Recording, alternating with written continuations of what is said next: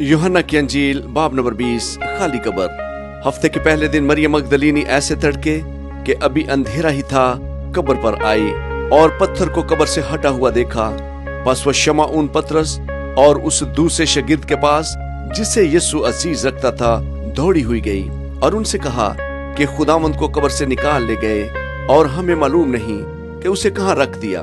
बस पतरस और वह दूसरा शागिर्द निकलकर कब्र की तरफ चले और दोनों साथ साथ दौड़े, मगर वह दूसरा शागिर्द पतरस से आगे बढ़कर कब्र पर पहले पहुंचा। उसने झुककर नजर की और सूती कपड़े पड़े हुए देखे, मगर अंदर ना गया।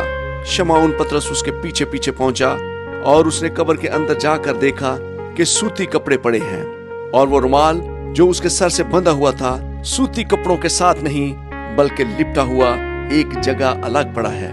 उस पर दूसरा शागिर्द भी जो पहले कब्र पर आया था अंदर गया और उसने देखकर यकीन किया, क्योंकि वो अब तक उस नविश्ता को ना जानते थे जिसके मुताबिक उसका मुर्दों में से जी उठना जरूर था।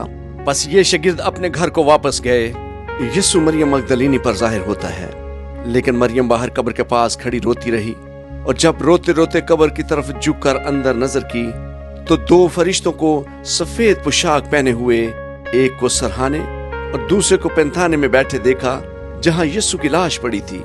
उन्होंने उससे कहा, ऐ औरत, तू क्यों रोती है? उसने उनसे कहा, इसलिए कि मेरे खुदावंद को उठा ले गए हैं और मालूम नहीं कि उसे कहाँ रखा है।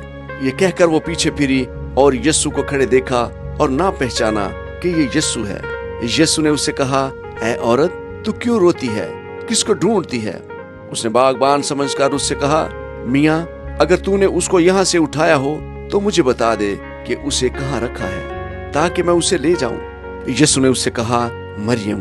उसने मुड़कर उससे अब्रानी जबान में कहा, रबूनी, यानी ऐ उस्ताद। यीशु ने उससे कहा, मुझे ना छू, क्योंकि मैं अब तक बाप के पास ऊपर नहीं गया, लेकिन मेरे भाइयों को पास जाकर उनसे कह कि मैं अपने बाप और तुम्हारे बाप और अपने खुदा और तुम्हारे खुदा के पास ऊपर जाता हूँ। मरियम मगदलीनी ने आकर शागिर्दों को खबर दी कि मैंने खुदावंद को देखा और उसने मुझसे ये बातें कही।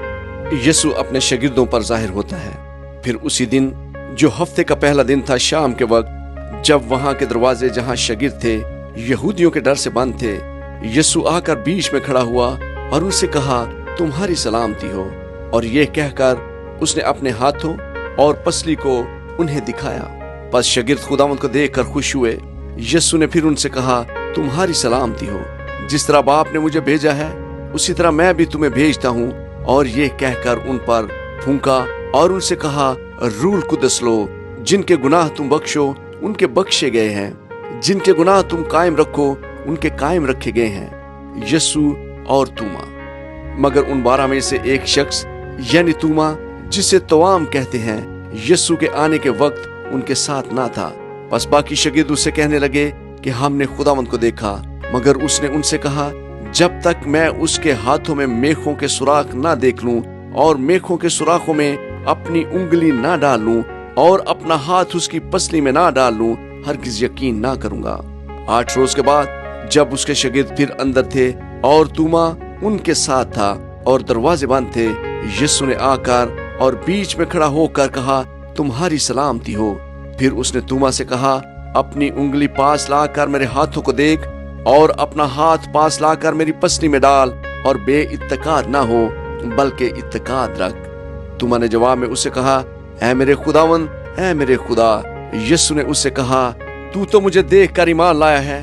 मुबारक है वो जो बगैर देखे ईमान लाए। इस किताब का मकसद। और यीशु ने और बहुत से मौजज़े शागिर्दों के सामने दिखाए जो इस किताब में नहीं लिखे गए, लेकिन ये इसलिए लिखे गए कि तुम ईमान लाओ कि यीशु ही खुदा का बेटा मसीह है और ईमान लाकर उसके नाम से जिंदगी पाओ। आमीन।